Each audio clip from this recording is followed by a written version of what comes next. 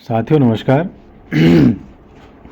Primary शिक्षक भर्ती में अव्यवस्था पर सख्ती, मेरिट से वंचित अभ्यर्थियों को कोर्ट से राहत। फिलहाल आजकल कोर्ट में जो है इस टाइप के मैटर काफ़ी देखने को मिल रहे हैं, जिसमें बोला जा रहा है कि जितनी भी जो अवस्थाएं देखी जा रही हैं उसकी वजह से जो है किसी अभ्यर्थियों के साथ जो को नुकसान ना पहुंचे, उनको लाभ इस चीज़ का जो है नुकसान ना पहुंचे और उनको जो है इसमें काउंसलिंग में मौका दिया जाए। इस टाइप की चीज़ें हमें अक्सर देखने को मिल रही है कुछ 3-4 दिनों से। बाकी एक चीज़ और देख लेते हैं इसमें क्या बोला गया है। उत्तराखंड उच्च न्यायालय ने सहायक अध्यापक भर्ती प्रक्रिया काउंसलिंग के दौरान हुई अव्यवस्थाओं को गंभीर माना है। कोर्ट ने स्पष्ट किया है कि चयन का एकमात्र आधार मेरिट होनी चाहिए, ना कि प्रशासनिक लापरवाही या समय की कमी। न्यायमूर्ति सुभाष उपाध्याय की एकल पीठ ने काउंसलिंग में शामिल न हो पाने वाले अभ्यर्थियों की याचिकाओं पर सुनवाई करते हुए संबंधित जिलों में उनकी सीटों को रिक्त रखने के निर्देश दिए हैं। कोर्ट ने इस आदेश से उन अभ्यर्थियों को बड़ी राहत मिली है जो अधिक अंक प्राप्त करने के बावजूद अपर्याप्त सूचना, समय अभाव और प्रशासनिक व्यवस्था के कारण काउंसलिंग में उपस्थित नहीं हो सके थे। न्यायालय ने राज्य सरकार को निर्देश दिए कि चयन प्रक्रिया में प्रभावित अभ्यर्थियों के अधिकारों को पूरी तरह से उनके अधिकारों की रक्षा की जाए और मेरिट से किसी स्तर पर समझौता ना किया जाए। याचिकाकर्ताओं ने हाईकोर्ट को बताया कि भर्ती प्रक्रिया में निर्धारित नियमों का पालन नहीं किया गया। नियमानुसार काउंसलिंग से पहले फाइनल मेरिट सूची और पात्रता सूची सार्वजनिक की जानी थी, लेकिन विभाग ने ऐसा नहीं किया। इसके बजाय प्रारंभिक सूची के आधार पर सभी अभ्यर्थियों को बुला लिया गया, जिससे व्यापक अव्यवस्था फैली और कई मेधावी अभ्यर्थी मेरिट में ऊपर होने के बावजूद चयन प्रक्रिया से बाहर रह गए। अभ्यर्थियों का मुख्य तर्क था कि उनसे कम अंक प्राप्त करने वाले उम्मीदवारों का चयन किया जा रहा है या मेरिट आधारित चयन प्रणाली का स्पष्ट उल्लंघन है। उन्होंने यह भी कहा है कि केवल समय की बाध्यता और सूचना के अभाव के आधार पर उन्हें उनके संवैधानिक अधिकार से वंचित नहीं किया जा सकता। कोर्ट ने इन दलीलों को गंभीर मानते हुए प्रशासन से पूरी चयन प्रक्रिया पर विस्तृत जवाब मांगा है। साथ ही अंतरिम राहत देते हुए निर्देश दिए कि जिन जिलों में याचिकाकर्ता मेरिट में होने के बावजूद काउंसलिंग में उपस्थित नहीं हो सके, वहां उनकी सीटें सुरक्षित रखी जाएं। मामले के अंतिम निस्तारण तक उन पदों को ना भरा जाए ताकि मेरिट के साथ कोई अन्याय ना हो। उनके द्वारा ये बोला गया, याचिकाकर्ताओं के द्वारा, मात्र 24 घंटे पहले हमें सूचना मिली, जिस वजह से हम लोग जो है जिस ज़िले में हम जाना चाहते थे वहाँ नहीं पहुँच पाए और कई ऐसे ज़िलों में पहुँच गए जहाँ पर अधिकतर लोग पहले से ही मौजूद थे। याचिका में कहा गया है कि 12 जनवरी को राज्य के विभिन्न जिलों में एक ही दिन काउंसलिंग आयोजित की गई, जिसकी सूचना अभ्यर्थियों को मात्र 24 घंटे पहले दी गई। इतने कम समय में कई अभ्यर्थी अपने आवंटित या पसंदीदा जिलों तक नहीं पहुंच सके। स्थिति तब और जटिल हो गई जब काउंसलिंग में शामिल अभ्यर्थियों के मूल दस्तावेज शाम 4 बजे तक जमा रखे गए, जिनसे उनके लिए किसी अन्य जिलों में काउंसलिंग में भाग लेना व्यवहारिक रूप से असंभव हो गया।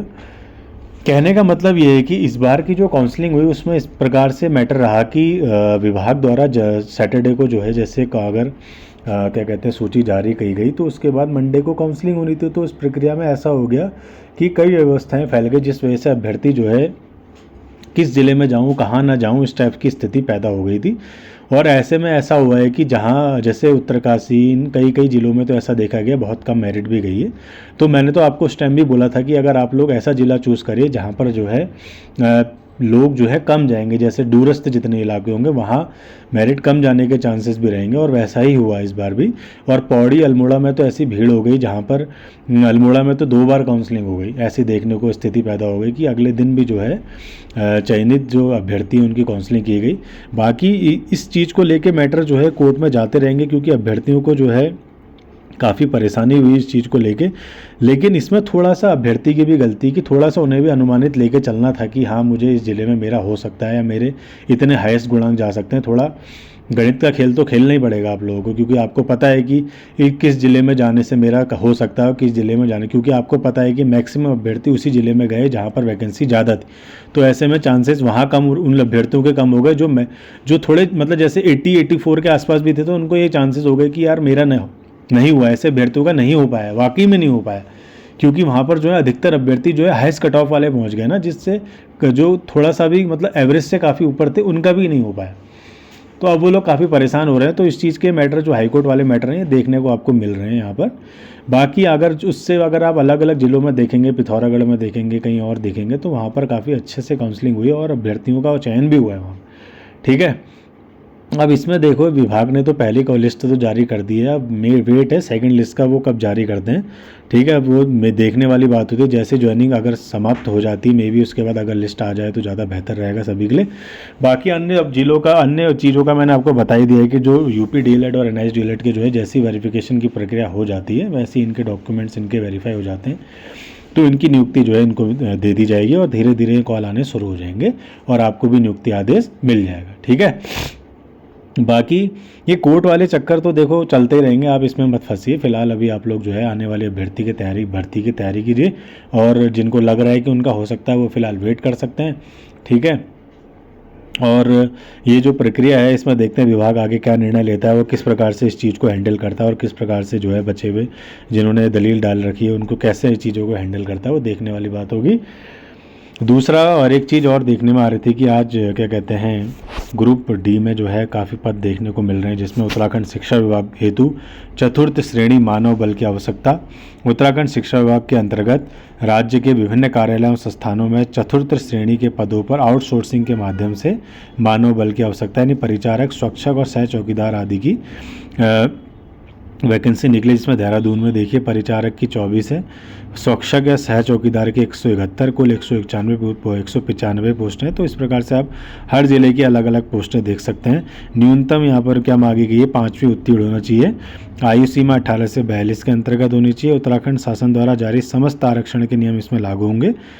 आवेदन से पूर्व पोर्टल पर उपलब्ध सभी दिशा निर्देशों को ध्यानपूर्वक पढ़ें और अभ्यर्थी अपने मूल निवास जनपद में ही आवेदन करें, ऐसा बोला गया है। तो इस प्रकार से जो अभ्यर्थी चाहते हैं जिनके आसपास जो अभ्यर्थी जो जॉब की रिक्वायरमेंट जिनको है आप उन्हें बता भी सकते हैं कि इस प्रकार से भर्ती निकली हुई है और न्यूनतम 5वीं उत्तीर्ण मांगा गया है, तो आप उनको अपनी हेल्प कर सकते हैं कि देखिए इस प्रकार से भर्ती आई है, आप इसमें ज्वाइन कर सकते हैं अपने ज़िले में। बाकी भर्ती के रिगार्डिंग मैंने आपको बता ही दिया है कि आपको थोड़ा सा वेट और कीजिए और कहीं ना कहीं जो है कुछ चीज़ें आपके फेवर में ज़रूर जाएंगी।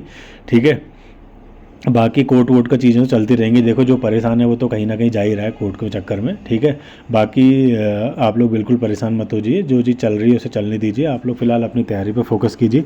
ठीक है, बाकी ये सब तो चलता रहेगा। ठीक है, बाकी कुछ और चीज़ें आपके सवाल होंगे तो आप मेरे से पूछेगा। धन्यवाद।